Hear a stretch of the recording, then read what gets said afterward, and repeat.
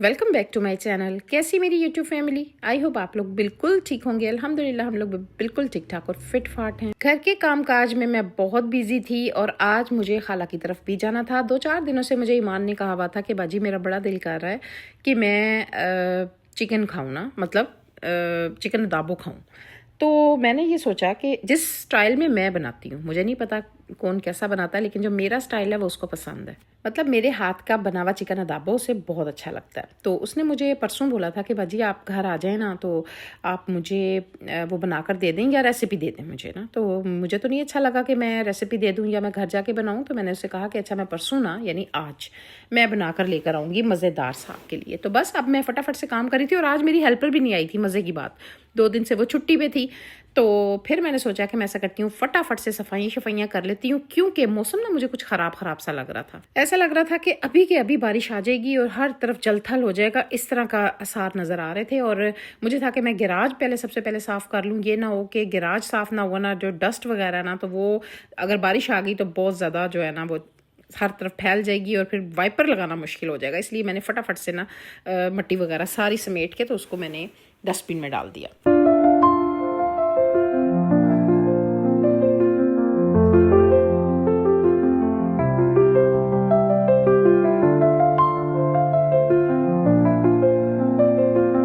बारिशें जितनी हो रही हैं ना, जिन जिन शहरों में, वहाँ पे इतना फ्लड आया हुआ है और इन बारिशों की वजह से इतना डर लगने लग गया ना। लेकिन हमारी तरफ तो बारिश नहीं हुई इतनी ना, तो हुई है लेकिन इतनी ज़्यादा नहीं हुई।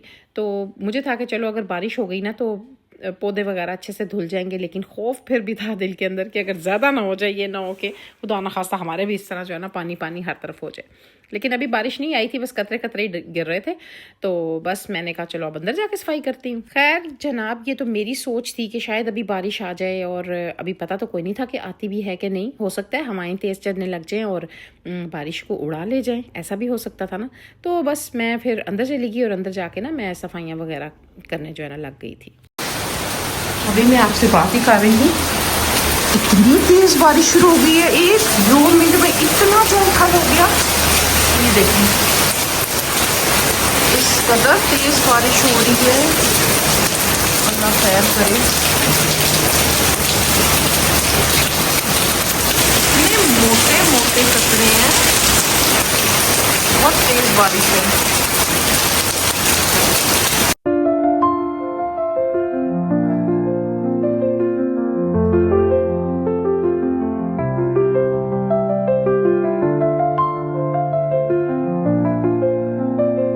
अभी मैं अंदर आई और मैं अभी एक रूम को ही साफ किया होगा कि इतनी तेज बारिश की आवाज़ आई ना। मैं बाहर जाके देखा तो आप देखें कितनी तेज़ी से बारिश हो रही थी।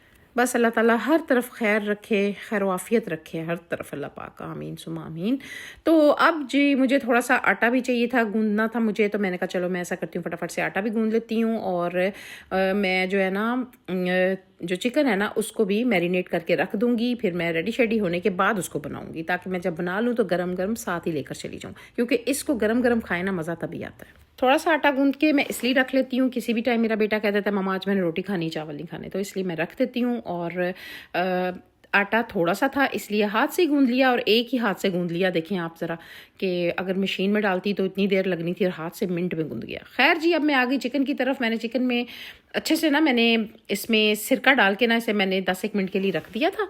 और वॉश करने के बाद अब मैंने इसमें नमक डाला, सूखा धनिया, सफ़ेद ज़ीरा, लहसुन अदरक की पेस्ट और लीमू डाला, मिर्चें डाली इसके अंदर, दादड़ भी डाली थी और पिसी भी डाली थी, ठीक है।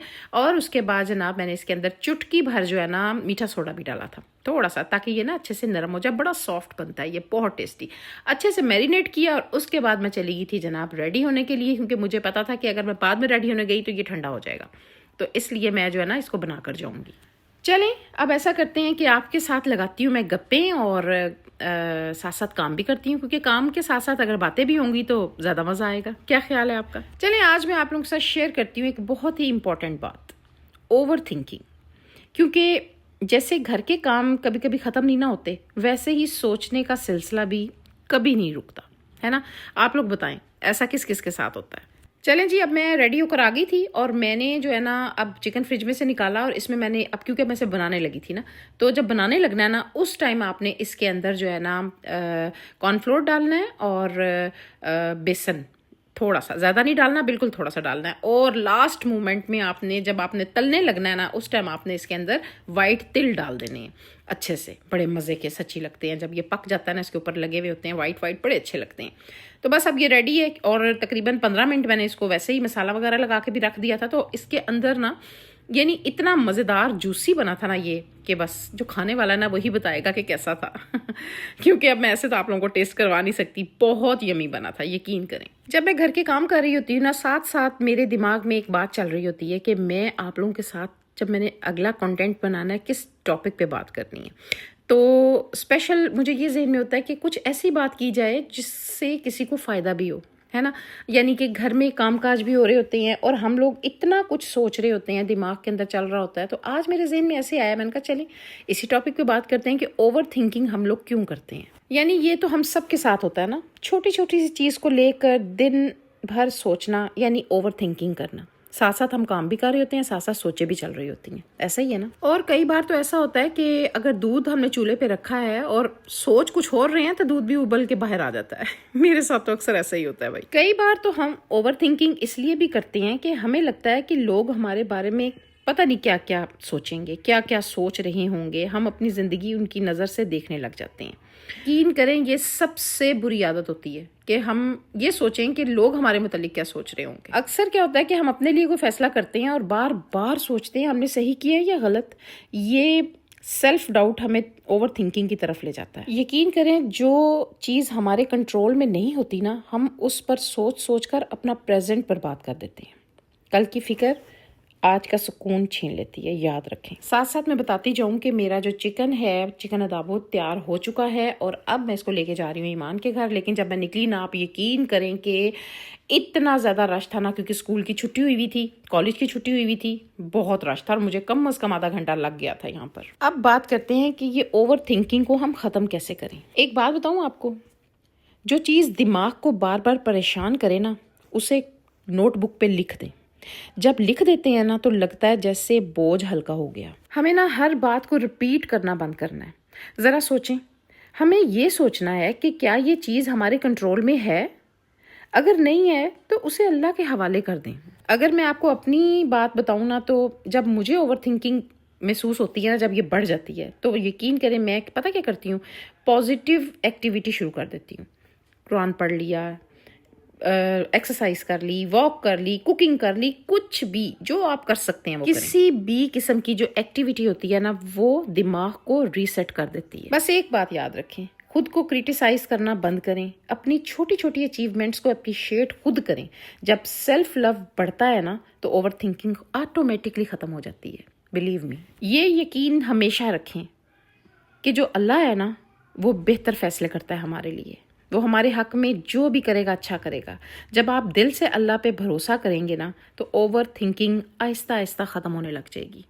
चलें जनाब, इस दौरान मैं खाला के घर में खीर भी खाई मज़ेदार सी। रास्ते में मैंने आपको दिखाया, इतने बादल दोबारा आ गए और मैं फटाफट से निकल आई वहाँ से। वापस घर आई तो ये मज़ेदार सा जो चिकन अदाबो था ये रखा हुआ था मैंने, ये शाम की चाय के साथ हमने खाया, बड़ा मज़ा आया, यकीन करें इसको खा के। उसके बाद दोबारा मैं किचन में आ गई और मुझे बनाना था रात का खाना। रात के खाने में ना मैंने यखनी पुलाव बनाना था और उसके बाद मुझे थोड़ा सा गोश्त मटन वगैरह बनाना था। मुझे था कि मैं जो है ना थोड़ा सा बना लूँगी, क्योंकि पुलाव बन रहा है तो ज़्यादा अगर गोश्त बनाया ना तो वो ख़त्म होने का नाम नहीं लेगा, इसलिए थोड़ा सा ही बनाती हूँ। बस पुलाव बनाया मज़ेदार सा, और साथ जो है ना मेरा जो सालन है वो भी बन रहा है, क्योंकि सालन ना होना तो हमें ऐसा लगता है जैसे हमारा पेट ही नहीं भरा है। तो बस ये भी रेडी हो जाएगा। और उसके बाद जब खाना शाना जब हमने खा लिया तो रात को खाला लोगों का चक्कर लग गया हमारी तरफ। वो लोग आए और बड़े मज़ेदार सी चीज़ लेके आए। चलिए लास्ट में आपने देखना है कि वो लेकर के आए थे, लाजमी आपने मेरी पूरी वीडियो एंड तक देखनी है। फिलहाल मैं अपने बेटे को चावल डाल के दे रही थी। मैंने कहा चलो ये पहले खा ले, क्योंकि उसको चावल ज़्यादा अच्छे मज़ेदार लगते हैं, तो वो अगर चावल खा लेना तो वो रोटी नहीं खाता। तो बस हमने खाना शाना खा लिया और अब जनाब आ गए खाला लोग, और क्या लेकर आए वो मैं आपको दिखाती हूँ। जब बेल हुई और मैंने जाके गेट ओपन किया तो मैं हैरान रह गई। मैंने कहा खाला लोग आए हैं। खैर बड़ा मज़ा आया, खाला लोग आए और मज़ेदार सा चीज़ी केक लेकर आए। इस केक के अंदर ना बड़े मज़ेदार सी जैम भी होती है जिसके साथ उसको खाते हैं। ये चीज़ी केक था, बहुत टेस्टी केक था। भाई जब आपके अपने नज़दीक रह रहे हो ना तो मिलने मिलाने का और इकट्ठे कुछ ना कुछ खाने पीने का बड़ा मज़ा आता है। और ये बड़ी ब्लेसिंग होती है जब आपके रिश्ते आपके आसपास इर्द गिर्द मौजूद होते हैं। तो इसलिए अपने रिश्तों से खूब प्यार करना चाहिए। लड़ाई झगड़े अपनी तरफ होते रहते हैं, हर घर में होते हैं, लेकिन उसको ख़त्म कर देना चाहिए। जितनी जल्दी हो उसको साइड पे कर दें। यकीन करें रिश्ते आपके बड़े प्यार करते हैं आप लोगों से, इन लड़ाई झगड़ों से कुछ भी नहीं बनता। ये आ गया जनाब मज़ेदार सा केक, और जितना ये खूबसूरत था ना उतना ये खाने में भी मज़े का था। चीज़ी केक था और बहुत टेस्टी था। एक्चुअली ना ईमान को फर्स्ट पेमेंट मिली थी और उसका था कि मैं आप सबके साथ जो है ना मिलके हम कुछ खाना चाह रहे थे, तो मैंने सोचा कि चलो हम चीज़ी केक लेके चलते हैं और इन्जॉय करते हैं। छोटे छोटे लम्हे होते हैं, छोटे छोटे से, उनको अगर इकट्ठे सेलिब्रेट किया जाए ना तो वो लम्हे बहुत बड़े बड़े दिखने लग जाते हैं, है ना। तो बड़ा अच्छा लगता है सबके साथ मिल बैठ के एंजॉय करना।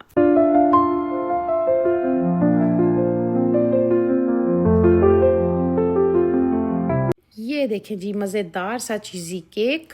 तो चलें अब इसको हम करते हैं कट और इसको एंजॉय करते हैं।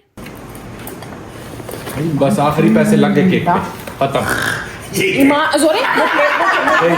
वो बड़ी सामने प्लेट, वो बड़ी सामने चल बीच में मिला करके। ये मैंने लेक्चर्स करवानी है कल पर। केक खाओ पहले। नहीं आप काट, आप काटे, आप बोल जी है ना वो आपके घर है बस, लेकिन अब हमने ले लिया। Happy birthday to you, happy birthday to you. Social anxiety.